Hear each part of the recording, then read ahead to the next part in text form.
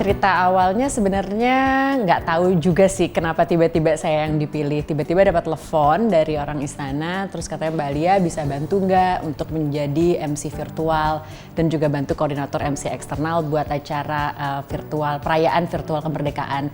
Kenapa? Karena kan memang tahun ini agak berbeda ya. Tahun ini kan yang biasanya banyak banget masyarakat datang menyaksikan semarak, meriahnya tuh kerasa. Tapi sekarang dengan kondisi pandemi, jadi mau tidak mau harus dilaksanakan secara virtual. Nah, antusiasmenya juga tetap besar untuk masyarakat Indonesia untuk bergabung. Jadi adalah MC virtual untuk perayaan HUT RI ke-75.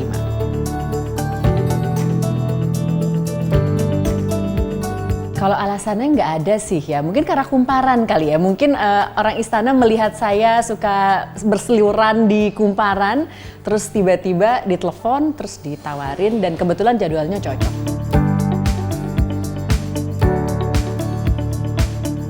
Kita sudah geladi bersih, udah berkali-kali rapat dengan pihak istana juga, terus akan geladi bersih nanti sore, terus hari H-2, H-1 itu juga akan briefing terus dan latihan terus, karena kan mungkin untuk tidak hanya untuk para MC dan tidak untuk saya aja gitu loh, ada dengan MC-MC yang lainnya itu kan pasti juga mereka merasa agak sedikit gagap ya harus menjadi MC acara kenegaraan yang baru pertama kali diadakan gitu loh. Jadi kita semua juga ngerasa grogi tapi excited at the same time dan ngerasa bangga karena akan menjadi pelaku sejarah juga.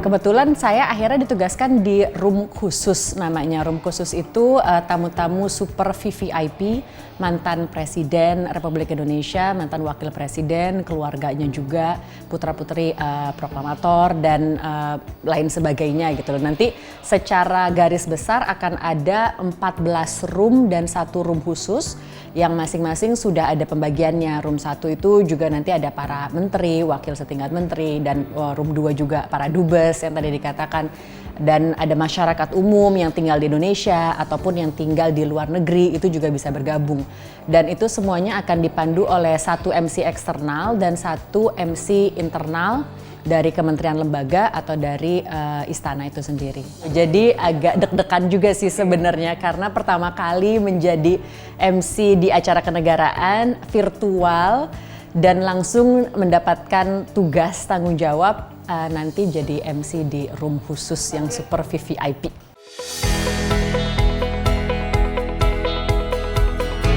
Sepertinya kalau room saya nanti bahasa Indonesia saja sih, kayaknya ya. Sampai saat ini kayaknya brief begitu ya. Mungkin untuk bahasa Inggris masih bisa, cuman kalau pakai bahasa apapun agak bingung karena kalau bahasa daerah saya cuma bisa bahasa Sunda, itu juga kurang lancar.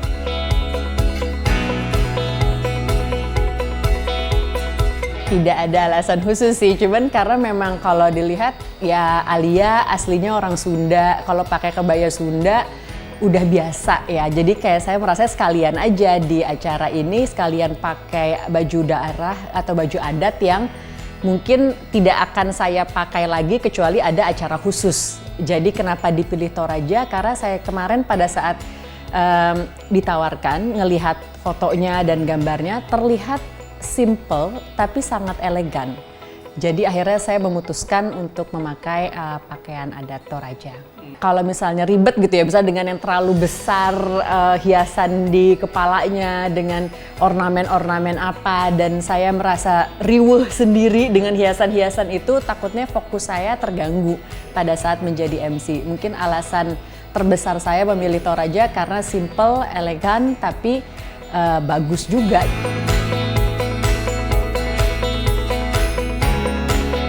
Terus terang boleh juga sih, karena saya belum pernah kebetulan ke Toraja.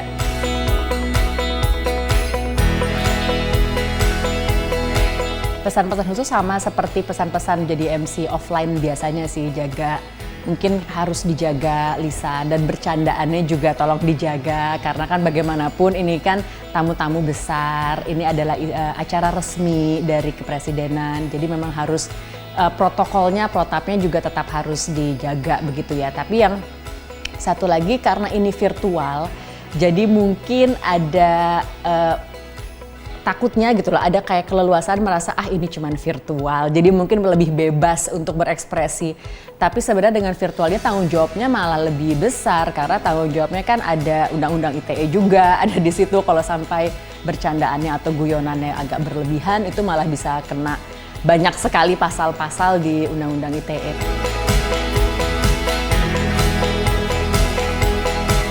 Boleh, asal tetap sopan dan sesuai dengan protokol istana.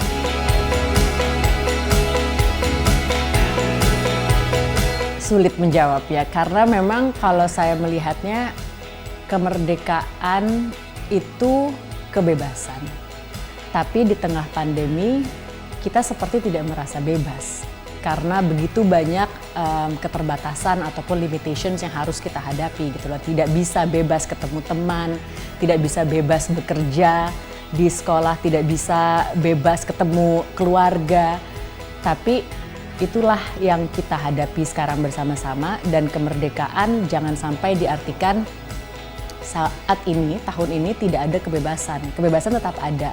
Itu semua hanya ada di pikiran. Saya sangat percaya bahwa kemerdekaan itu adalah kemerdekaan dan kebebasan berpikir.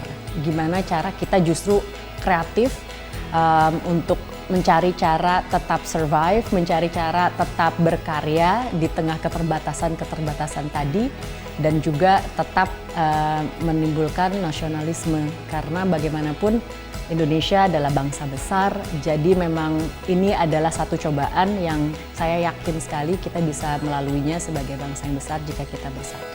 Merdeka!